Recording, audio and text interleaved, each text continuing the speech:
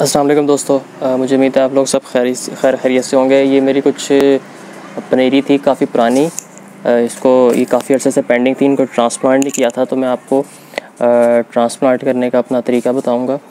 بہت کوئی مشکل طریقہ نہیں ہے، 2-3 سٹیپس ہیں اس کے اندر صرف۔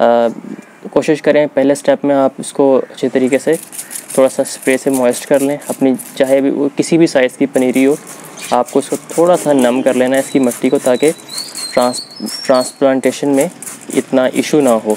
مٹی جو ہے وہ ایک دم بکھر نہ جائے، ٹوٹ نہ جائے، اس سے جڑوں کو ہوا لگ سکتی ہے اور جڑیں خراب ہو سکتی ہیں۔ میں زیادہ تر جب میں ٹرانسپلانٹ کرتا ہوں اپنے سیڈلنگس کو، تو میں آدھا گھنٹہ یا 1 گھنٹہ پہلے اچھی طرح پانی دیتا ہوں، پھر جا کے میں اس کو تقریباً 1 گھنٹے کے بعد اس کو ٹرانسپلانٹ کرتا ہوں۔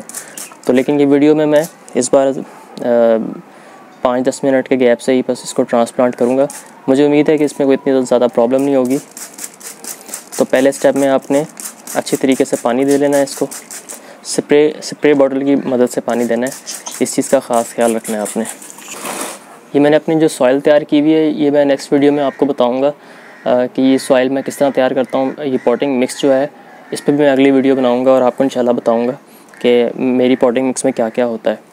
تو دوسرے سٹیپ میں آپ نے ٹرانسپلانٹیشن کرنی ہے، میں آپ کو کر کے دکھاؤں گا کہ میں کس طریقے سے ٹرانسپلانٹ کرتا ہوں۔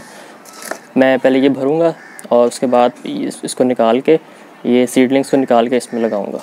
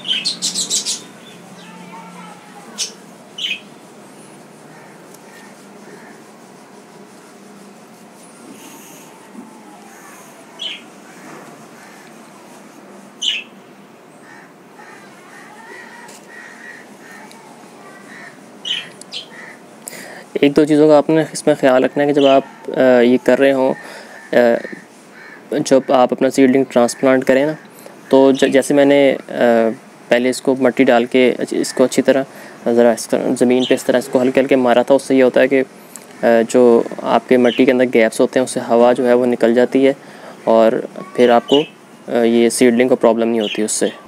اور ایک اور چیز آپ نے نوٹس کی ہوگی، یہ صرف میں ہی نہیں، باقی ہر کوئی کسی بھی لیول کا گارڈنر ہوگا، وہ ایک چیز لازمی کرتا ہے ٹرانسپلانٹیشن کرتے ہوئے۔ وہ جب سیڈلنگ کو اپنی نئی مٹی کے اندر رکھتا ہے تو اس کو ہلکا سا یہ پریس کرتا ہے اس طریقے سے۔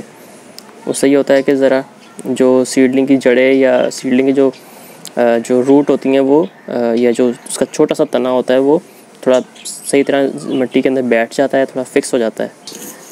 یہ ہوگی ٹرانسپلانٹیشن۔ اب میں اس پہ اپنی سپرے باٹل سے تیسرے سٹیپ میں اس کو ذرا اچھی طرح موئسٹ کر دوں گا اس کی مٹی کو۔